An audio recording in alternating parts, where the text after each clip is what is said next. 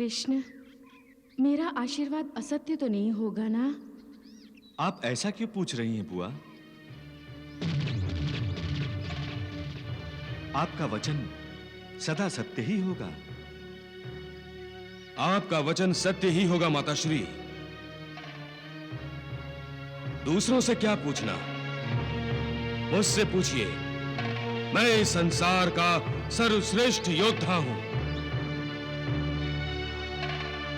आपका वचन मिथ्या ना हो, इसके लिए मैं साक्षात महाकाल से युद्ध कर सकता हूं माताश्री। नहीं पुत्र, तुम्हारी बातों से अहंकार की गंध आ रही है।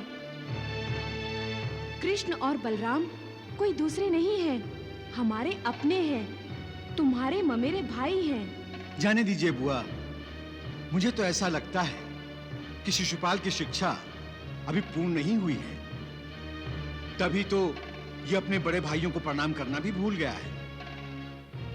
पुत्र शिशुपाल, वासुदेव, कृष्ण और बलराम को प्रणाम करो।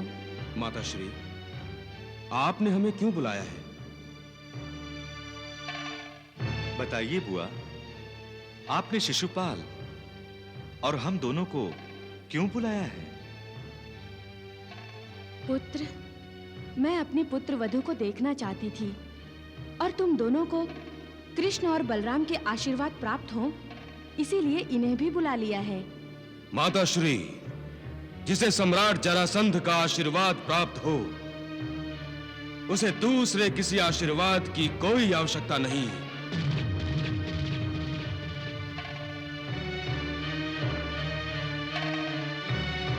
बुआ,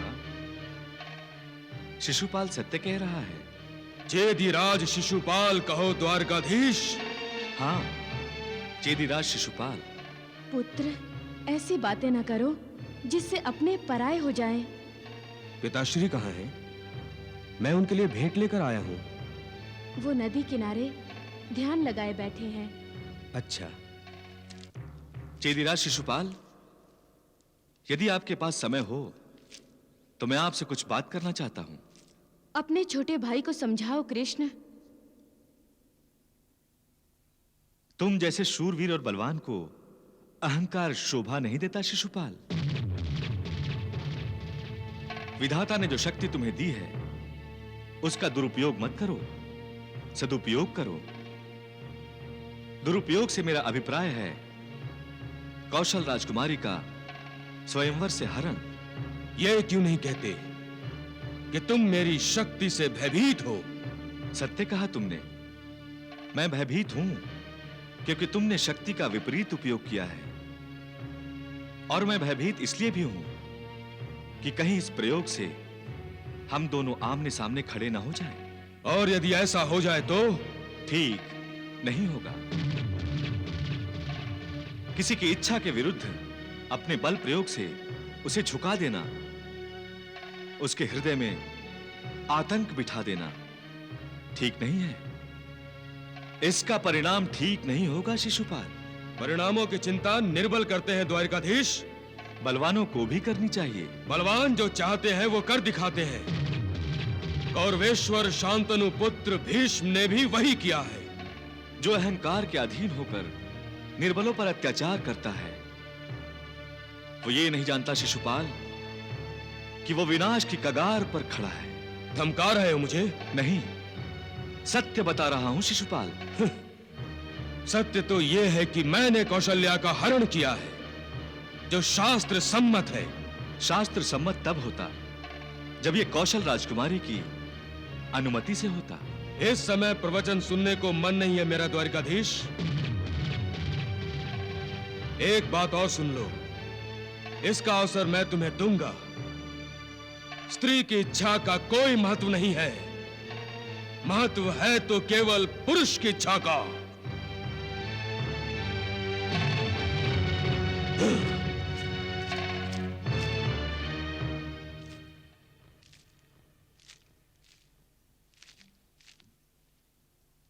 कुछ समझ में आया उसे? अरे, ये क्या कर रही हो? मैं अपने सुहाग की भीख मांग रही हूँ।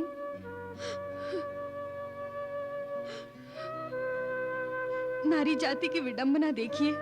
द्वारिकाधीश, वो चाहती किसी और को है और विवाह किसी और से करना पड़ता है। आप वासुदेव हैं।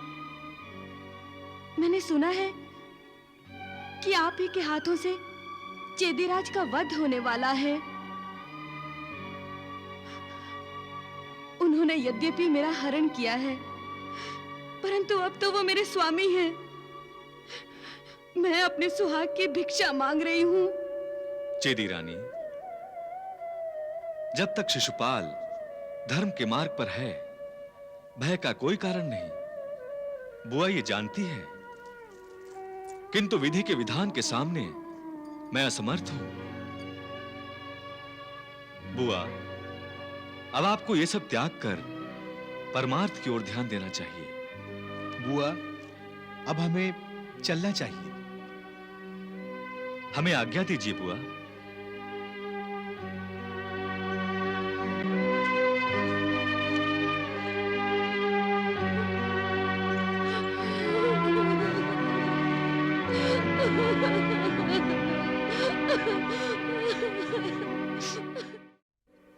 प्रभु, इतना अहंकार! शिशुपाल ने आपके अवतार श्री कृष्ण को प्रणाम तक नहीं किया। अविवेकी है जो आपसे अकारण ही घृणा करता है। अविवेकी नहीं देवी, अज्ञानी है। अहंकार अज्ञान से उत्पन्न होता है और व्यक्ति को अज्ञान से बाहर निकलने ही नहीं देता। तो अविवेकी कौन होता है प्रभु? जिसका विवेक जागृत ही ना हो। और विवेक? जो ज्ञान को क्रियावान बनाता है।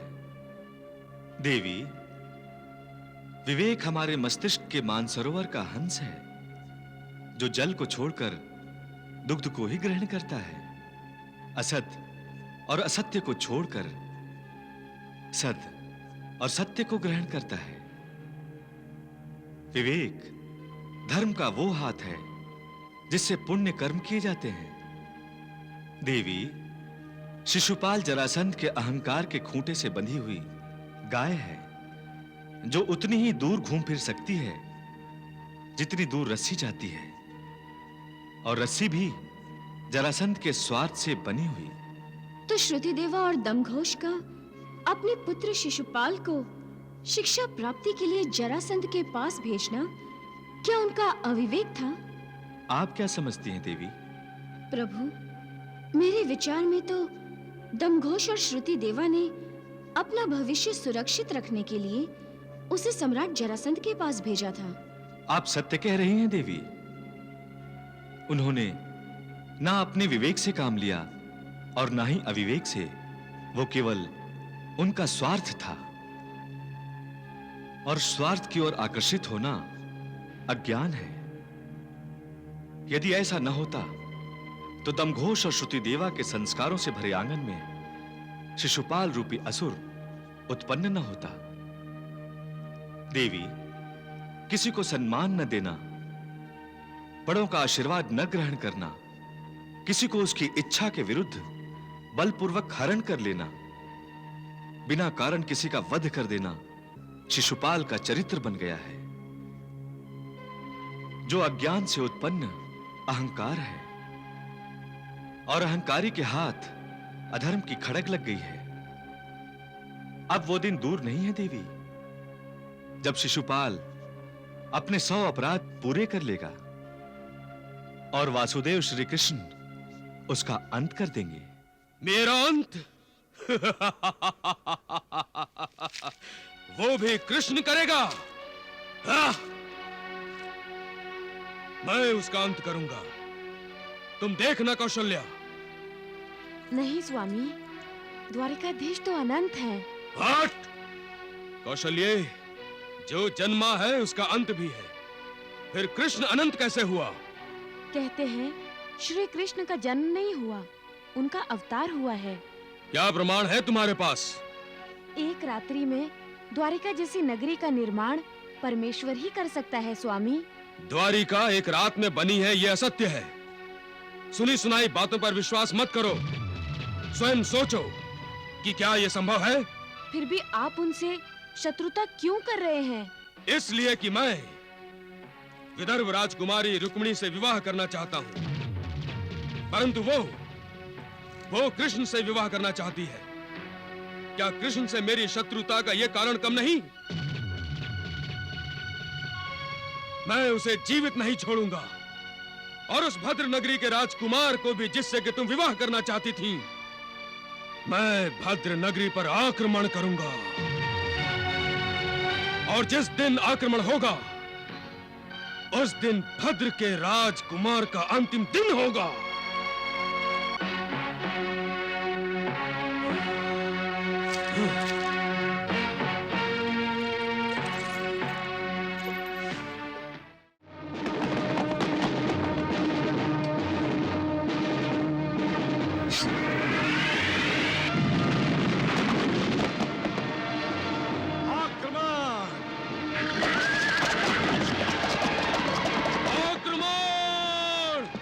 नगरी ध्वस्त कर दो।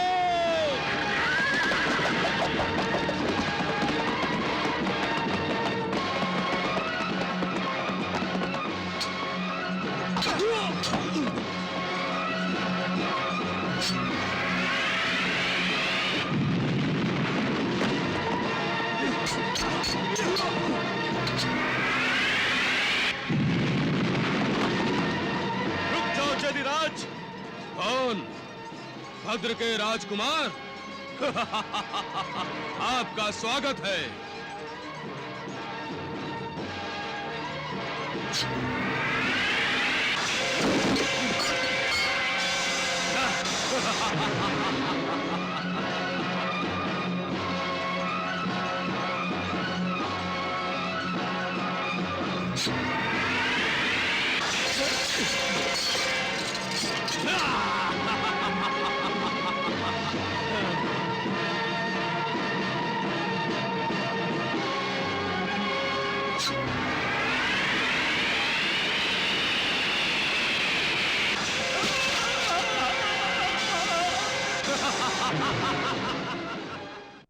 प्रतिशोध रुक्मी, प्रतिशोध।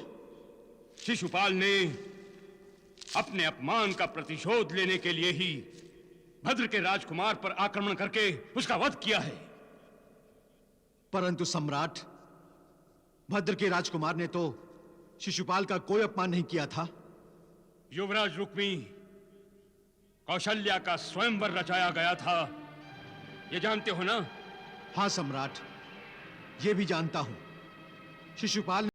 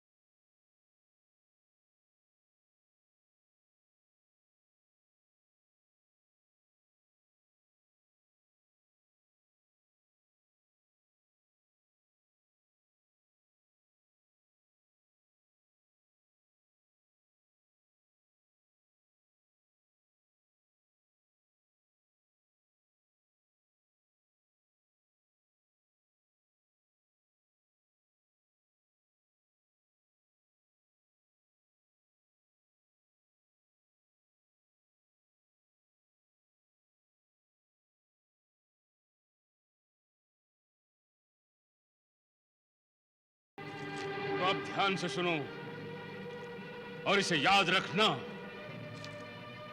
रुक्मिणी कृष्ण से विवाह करेगी तो शीघ्र ही विधवा हो जाएगी, क्योंकि मैं और शिशुपाल कृष्ण को जीवित छोड़ने वाले नहीं। 17 बार आक्रमण किया मैंने कृष्ण पर, परंतु इस बार आक्रमण करके लौटूंगा तो कृष्ण का वध करके ही मगध लौटूंगा। आप क्रोधित मत होइए सम्राट। मैं आपको वचन देता हूं, रुक्मिणी का विवाह शिशुपाल से ही होगा। क्या रुक्मिणी ये वचन निभाएगी? अवश्य सम्राट, अवश्य। तो ठीक है, मैं शिशुपाल को लेकर महाराज भीष्मक से शिशुपाल रुक्मणी विवाह निश्चित करने शीघ्र ही आ रहा हूं। अहो भाग्य सम्राट, अहो भाग्य। प्रणाम।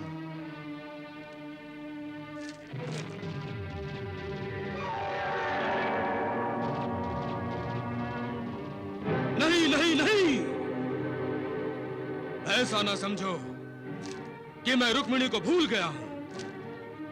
शिशुपाल के अंतःपुर में रुक्मिणी भी आएगी। इसके लिए मुझे विदर्भ ध्वस्त करना पड़ा तो मैं करूंगा। इतना बल है मेरी बाहों में। मैं चुप हूं तो केवल काका श्री सम्राट जरासंध के कारण।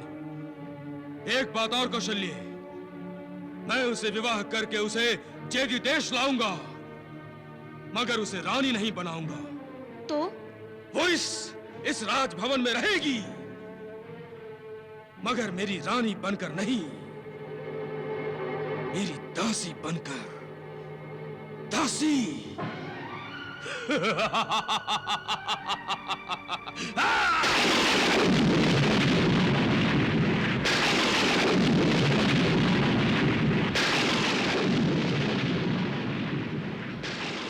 भाभी, लगता है तूफान आने वाला है। आने वाला नहीं, आ रहा है, और उस तूफान का नाम है सम्राट जरासंध। शिशुपाल के अपमान को सम्राट जरासंध ने अपना अपमान समझा है।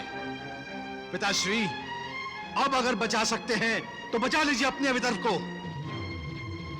वरना जहां अब तक आपने राज किया है वहीं सेवक बनकर रहना होगा। भैया, आप पिताश्री का अपमान कर रहे हैं। अपमान नहीं कर रहा हूं, आप सबको सत्य के दर्शन करा रहा हूं। जब सम्राट जरासंध और शिशुपाल विदर्भ पर आक्रमण करेंगे और विदर्भ को जीत लेंगे, तो किसी का सम्मान नहीं रहेगा, किसी का नहीं। अब आपको निर्णय लेना है पिताश्री, क्या आप ससुर बनकर जहां माता शिशुपाल का स्वागत करेंगे, या पराजित होकर उनकी शरण में जाते हैं। अब जो भी निर्णय ले पिताश्री, इतना तो निश्चित है कि रुक्मिणी का विवाह शिशुपाल से ही होगा, शिशुपाल से ही।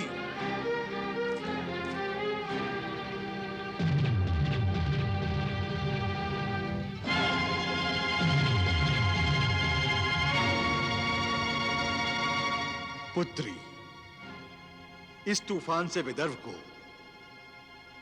केवल तुम बचा सकती हो।